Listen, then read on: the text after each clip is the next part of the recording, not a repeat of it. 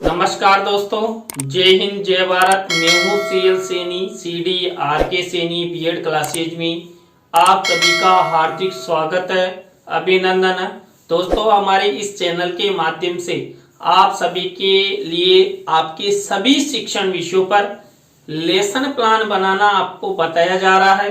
दोस्तों, आज की लाइव क्लास के अंतर्गत हम हिंदी पद्य पाठ योजना क्रमांक 18 के अंतर्गत जो कवयित्री मीराबाई है उनके द्वारा रचित भोर और बरखा इस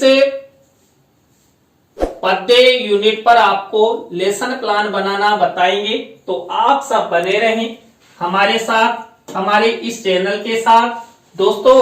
और यदि आप हमारे इस चैनल पर पहली बार आए हैं तो हमारे इस चैनल को जरूर सब्सक्राइब करें। दोस्तों, जब हम हिंदी पद्य पाठ योजना का निर्माण करते हैं तो सबसे पहले क्या करते हैं, सबसे पहले आपकी दैनिक पाठ योजना डायरी में ऊपर शाम पठ पूर्ति होती है, जिसका हमें निर्माण करना होता है। दोस्तों, यहाँ पर शाम पठ पूर्ति के अंतर्गत हम विद्यालय का नाम, कक्षा, दिनांक, विषय, विधा, कालांश का समय और बीच सेंटर में हमारा प्रकरण का नाम लिखते हैं। प्रकरण को अंडरलाइन करते हैं, इन्वर्टेड कॉमाज में बंद करते हैं। दोस्तों, शाम पठ पूर्ति के बाद हम उद्देश्य, विशिष्टीकरण और अपेक्षित व्यवहारगत परिवर्तन बनाते हैं। दोस्तों, यहाँ पर हिंदी पद्य पाठ योजना में हम 6 उद्देश्यों का निर्माण करते हैं, उनके विशिष्टीकरण बनाते हैं, उनके अपेक्षित व्यवहारगत परिवर्तन बनाते हैं। दोस्तों, यहाँ पर हिंदी पद्य पाठ योजना में पहला उद्देश्य ज्ञानात्मक लिया जाता है।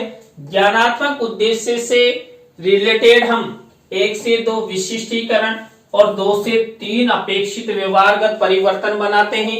इसी तरह दोस्तों, हम दैनिक पाठ योजना डायरी में जो दूसरे नंबर का उद्देश्य लेते अर्थ ग्रहणात्मक, इसके अंतर्गत हम 1 से 2 विशिष्टीकरण और 2 से 3 अपेक्षित व्यवहारगत परिवर्तन बनाते हैं। इसी तरह दोस्तों, हम जो हमारे 3rd नंबर का उद्देश्य है अभिव्यक्त्यात्मक, इस उद्देश्य से रिलेटेड 1 से 2 विशिष्टीकरण और 2 से 3 अपेक्षित व्यवहारगत परिवर्तन बनाते हैं।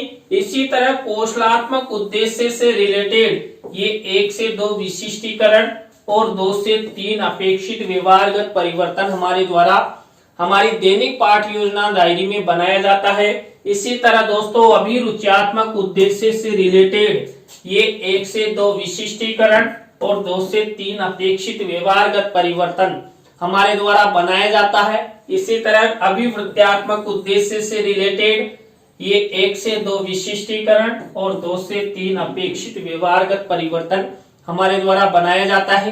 तो दोस्तों, आपको इस तरह हिंदी पद्य पाठ योजना में ये उद्देश्य, विशिष्टीकरण और अपेक्षित व्यवहारगत परिवर्तन का फॉर्मेट बनाना है। इसी प्रक्रिया का सहारा लेते हुए आपको आगे बढ़ना है। नेक्स्ट प्रक्रिया के रूप में हम कक्षा शिक्षण सहायक सामग्री का कॉलम बनाते हैं। कक्षा शिक्षण सहायक सामग्री 2 प्रकार की होती है, सामान्य और विशिष्ट। दोस्तों, सामान्य शिक्षण सहायक सामग्री तो हमें रेडीमेड मिल जाती है, लेकिन जो विशिष्ट शिक्षण सहायक सामग्री होती है उसका निर्माण हमें करना होता है। इस विशिष्ट शिक्षण सहायक सामग्री के अंतर्गत हम चार्ट, चित्र, मॉडल, प्रतिकृति आदि का निर्माण करते हैं। दोस्तों, जो यहाँ पर भोर और बरखा ये पद्य पाठ लिया गया है, इस पर हम चार्ट और चित्र का प्रयोग करेंगे। कक्षा शिक्षण सहायक सामग्री के कॉलम के बाद हम पूर्व ज्ञान का कॉलम बनाते हैं। तो दोस्तों, आपको यहाँ तक की प्रक्रिया, यहाँ तक के फॉर्मेट अच्छे से बनाने हैं, जिससे आपका जो लेसन प्लान की प्रारंभिक प्रक्रिया है वो अच्छे से बन सके। इसके बाद हमारी मुख्य पाठ योजना शुरू होती है। हमारी मुख्य पाठ योजना का पहला सोपान, पहला चरण, पहला शिक्षण बिंदु, पहली स्टेप होती है प्रस्तावना।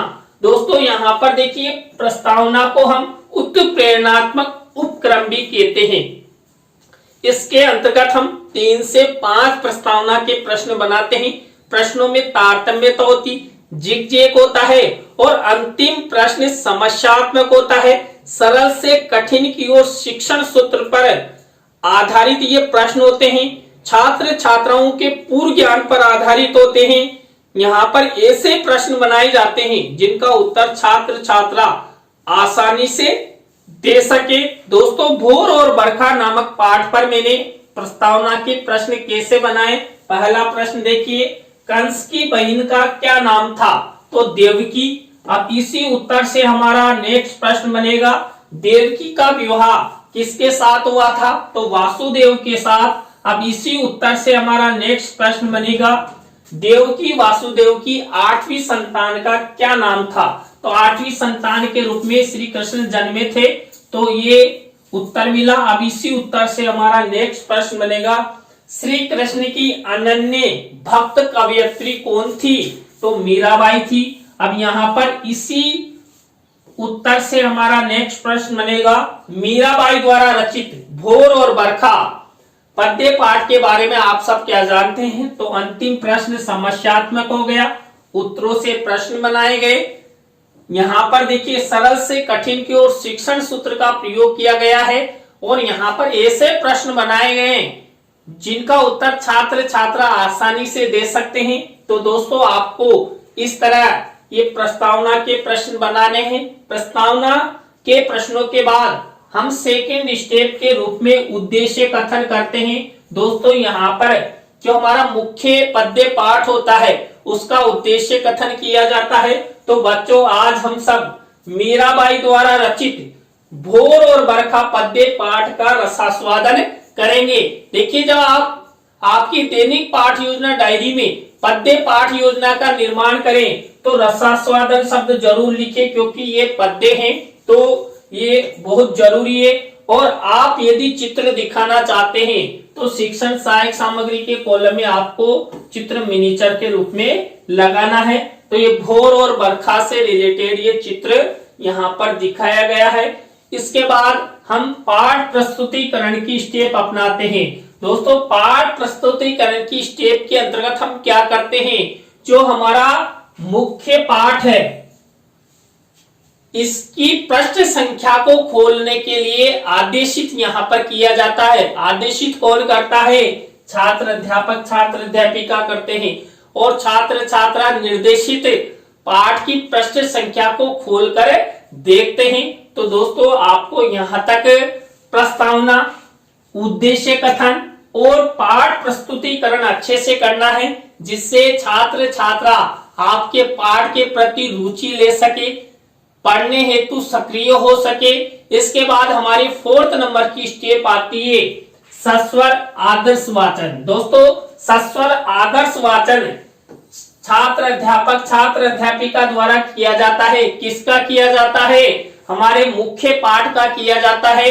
तो दोस्तों, यहाँ पर जो भोर और बरखा पर जो 2 छंद यहाँ पर लिए गए हैं उनका आदर्श सस्वर आदर्श वाचन छात्र अध्यापक छात्र अध्यापिका द्वारा किया जाएगा। और आपको यहाँ पर इस फॉर्मेट में एक विशेष कार्य करना है। देखिए, आपको शिक्षण सहायक सामग्री के कॉलम में क्या करना है, जो आपका मूल पद्य है भोर और बरखा से रिलेटेड, वो आपको यहाँ पर लिखना है और लिखकर फोल्ड करके इस तरह और ऊपर लिख देना मूल पद्य भोर और बरखा। अब यहाँ पर मेरे द्वारा भी मूल पद्य लिया गया है। अभी वो आपको दिखाई नहीं दे रहा है, अंदर ताले में बंद है और हमारे 2.5 लाख रुपए की एक चाबी है जिससे ये खुलेगा। तो देखिए, यहाँ पर ये आपको मूल पद्य दिखाई दे रहा है। देखिए, यहाँ पर 2 मूल पद्य लिए गए हैं। भोर और बरखा पाठ में ये 2 मूल पद्य हैं। इन दोनों को हमने यहाँ पर ले लिया है। तो इस तरह यहाँ पर हम क्या करेंगे, यहाँ विशेष कार्य ध्यान रखना कि हम 2 पद्य लेते हैं तो 2 का ही भावार्थ बताते हैं।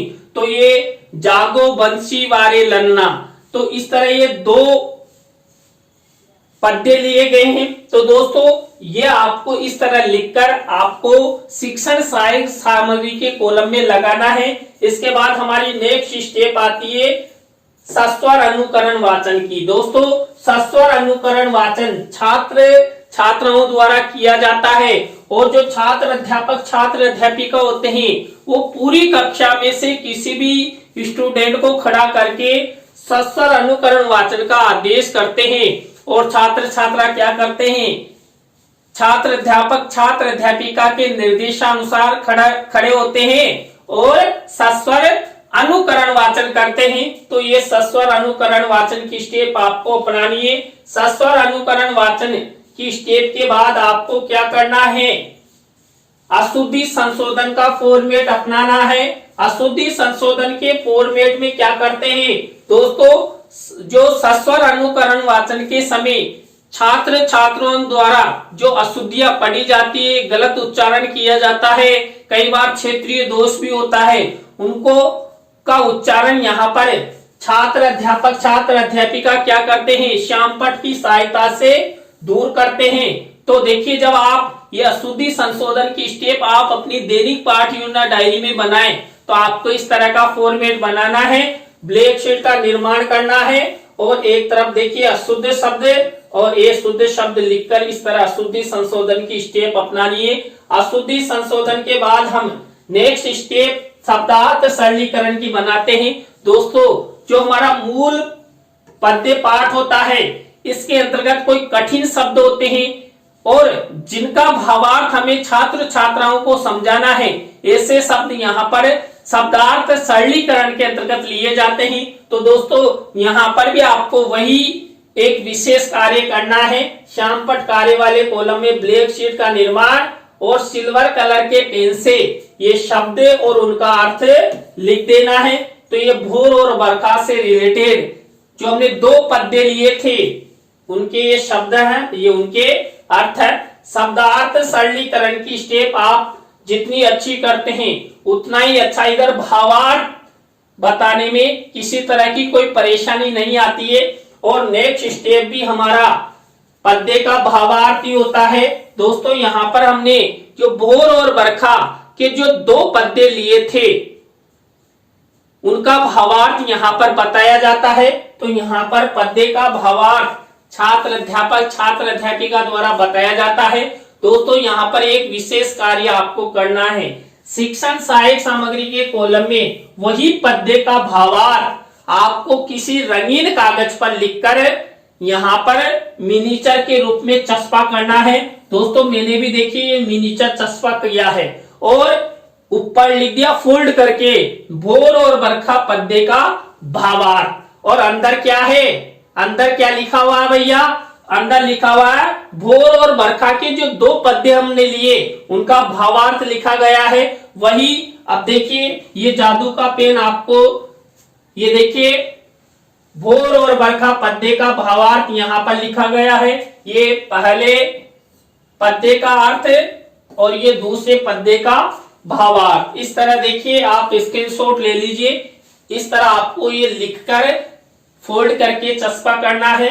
तो दोस्तों, ये पद्य के भावार्थ वाली स्टेप हो गई। इसके बाद हम भावानुभूति प्रश्नों की स्टेप अपनाते हैं।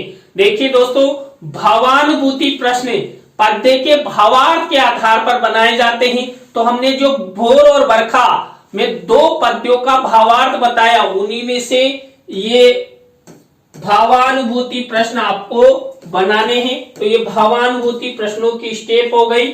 भावानुभूति प्रश्नों की स्टेप के बाद हम मौन पुनः सस्वर वाचन की स्टेप अपनाते हैं। पुनः सस्वर वाचन छात्र अध्यापिका द्वारा किया जाता है। छात्र आराम से सुनते हैं। तो इस तरह पुनः सस्वर वाचन की स्टेप हो गई। इसके बाद नेक्स्ट प्रक्रिया के रूप में हम संभावी पद्य लेते हैं। दोस्तों, सबसे महत्वपूर्ण और सबसे कठिन कार्य है। देखिए, संभावी पद्य लेना आसान नहीं है, लेकिन आपको मैं बता दूं, जो हम मूल कविता, मूल पद्य, मूल छंद लेते हैं और उसका जो भावार्थ कहता है सारांश रूप में, उसके आधार पर संभावी पद्य या कविता या छंद लिया जाता है। तो दोस्तों, यहाँ पर देखिए, जो हमने भोर और बरखा में जो दो मूल पद्य लिए थे और जो दूसरा मूल पद्य था ना, उसके आधार पर मैंने यह संभावी पद्य लिया है। मतवारो बादल आयो रे। तो दोस्तों, इस तरह ये मूल पद्य और यहाँ पर आपको वही एक विशेष कार्य करना है। शिक्षण सहायक सामग्री के कॉलम में इस तरह का मिनीचर लगाना है और अंदर क्या लिख देना है, संभावी पद्य और संभावी पद्य का भावार्थ। अब देखिए फिर से हम आपको संभावी पद्य और भावार्थ दिखाते हैं। ये संभावी पद्य हैं, मत बारो बादल आयो रे, और ये संभावी पद्य का भावार्थ। इस तरह आपको ये प्रक्रिया अपनानी है। तो दोस्तों ये संभावी पद्य और उसका भावार्थ हो गया। इसके बाद हमारी नेक्स्ट स्टेप आती है सौंदर्य अनुभूति प्रश्नों की। दोस्तों सौंदर्य अनुभूति प्रश्न जो हमारा मूल पद्य है और संभावी पद्य है, उसके आधार पर ये सौंदर्य अनुभूति प्रश्न उत्तर बनाए जाते हैं। तो आपको भी इस तरह ये सौंदर्य अनुभूति प्रश्न उत्तर बनाना है। सौंदर्य अनुभूति प्रश्न उत्तरों के बाद आपको नेक्स्ट प्रक्रिया के रूप में नेक्स्ट चरण अपनाना है मूल्यांकन प्रश्नों का। दोस्तों यहाँ पर मूल्यांकन प्रश्नों के अंतर्गत हम 3 तरह के प्रश्न लेते हैं। 3 तरह के प्रश्नों में वही 2-2 प्रश्न लेते हैं, यानी कुल मिलाकर 6 प्रश्नों का निर्माण करते हैं। जब आप इस पाठ योजना को आपकी दैनिक पाठ योजना डायरी में बनाए तो आपको वही ब्लैक शीट का निर्माण करना है और सिल्वर कलर के पेन से ये मूल्यांकन प्रश्न लिख देने हैं। तो ये मूल्यांकन प्रश्न, वे मूल्यांकन प्रश्नों के बाद हमारी नेक्स्ट स्टेप आती है गृह कार्य की। दोस्तों गृह कार्य के अंतर्गत वही श्यामपट्ट कार्य वाले कॉलम में हम ब्लैक शीट का निर्माण करते हैं और सिल्वर कलर के पेन से ये प्रश्न लिख देते हैं। इससे देखिए छात्र छात्राओं के लेखन कौशल का विकास होता है। ट्रेन आ रही है, देखिए ट्रेन मेरे से यहाँ पर केवल 70 फीट की दूरी पे ही है, तो मेरे मकान से यहाँ पर खूब दिखता है। तो इस तरह आप कभी आओ तो यहाँ पर ट्रेन के पास से मेरा मकान दिखाई देगा। तो दोस्तों आज की लाइव क्लास के अंतर्गत हमने यहाँ पर हिंदी पद्य पाठ योजना क्रमांक 18 के अंतर्गत भोर और बरखा नामक पद्य पाठ पर आपको लेसन प्लान बनाना बताया। आज का लेसन प्लान आपको कैसा लगा कमेंट्स में हमें जरूर बताएं। अच्छा लगा हो तो लाइक करें, कमेंट्स करें और शेयर जरूर करें। दोस्तों जय हिंद, जय भारत, राम राम सा। फिर मिलते हैं।